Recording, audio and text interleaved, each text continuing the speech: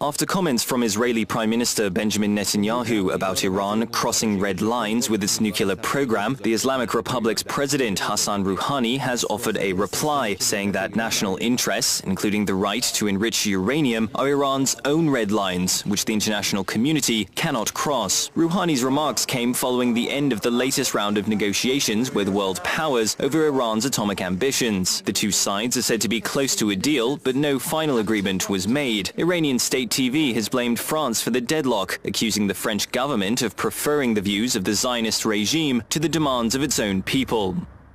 Saudi Arabia is frustrated, exasperated and angry, and actually that's with the United States. It fears that these negotiations will confer on Iran the status of the acceptable power in the Gulf and the dominant power. And the idea that Iran can negotiate with the United States and somehow be recognized as being a responsible member of the international community just fills the House of Saud with complete dread. Saudi Arabia is already working on Plan B.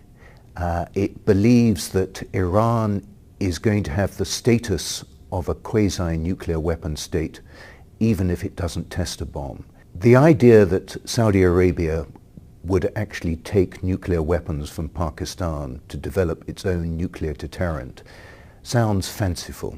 I can assure you it's a story that I've looked at and discussed for many years, and I believe there is an essence of truth in it. If it were to happen, it would change the Middle East entirely.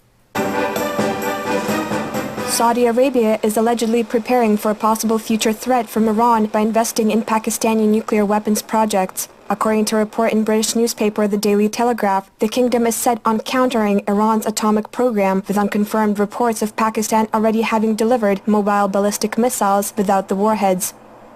The report suggests that the oil-rich kingdom has the ability to deploy nuclear weapons and mount them on a modern system if an Iranian nuclear weapon threat arises. This adds to growing concerns over a possible Middle East arms race, with allegations of a Saudi Arabia-Pakistani nuclear deal dating back to the 1990s and tensions escalating in recent years when Saudi officials told U.S. journalists that it would be unacceptable to have Iran with nuclear capability and not the kingdom.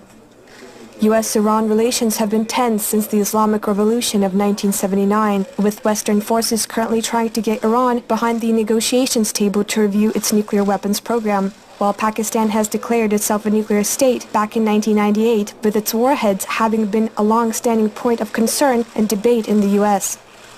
The Pakistani government dismissed the reports as mischievous and baseless. Saudi embassy representatives in London also denied the reports and pointed out that Saudi Kingdom is part of the Nuclear Non-Proliferation Treaty and has been working for a nuclear-free Middle East. Israel is widely believed to be the only nuclear-armed state in the Middle East, but is never officially admitted to the program. Israel fears that the US and the other members of the P5+1 are conceding too much, too early and too quickly. The concerns are about Iran's capacity to enrich uranium, its progress on a reactor which can produce plutonium, another nuclear explosive, and work Iran may be doing or has done in the past about designing an actual nuclear bomb. Prime Minister Netanyahu takes a maximalist approach on these issues, arguing 4 key points. 1. Iran must cease all uranium enrichment. 2. It must close the underground facility at Fordow and dismantle the advanced IR-2M centrifuges at Natanz. 3. It must allow the transfer out of the country of current stockpiles of enriched uranium. And 4. Iran must stop all work at the heavy water reactor at Arak, which will be able to produce plutonium. The non-proliferation regime in the world, which is essentially a compromise between the powers which have nuclear weapons and the ones that don't, would collapse. At the very least, it would mean that every other country in the Middle East of any size would think also that it should acquire nuclear weapons. Iraq, Turkey, even some of the smaller Gulf states. Of course there are arguments why you shouldn't do that, but the arguments will be thwarted by the sense that the United States is no longer the diplomatic power and isn't prepared to use its leverage to assure a non-nuclear world. So far we can say with certainty that diplomacy and sanctions haven't worked.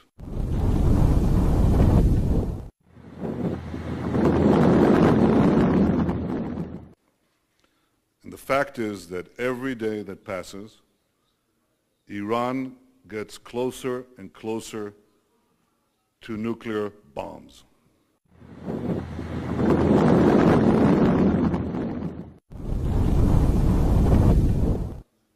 Now, if Iran knows that there's no red line, if Iran knows that there's no deadline, what will it do?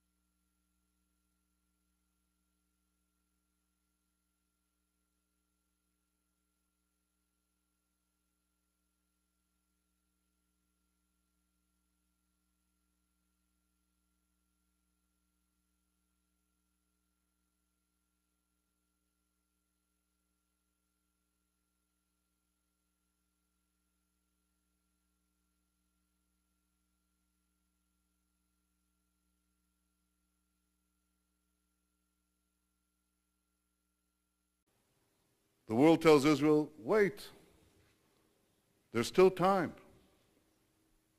And I say, wait for what? Wait until when?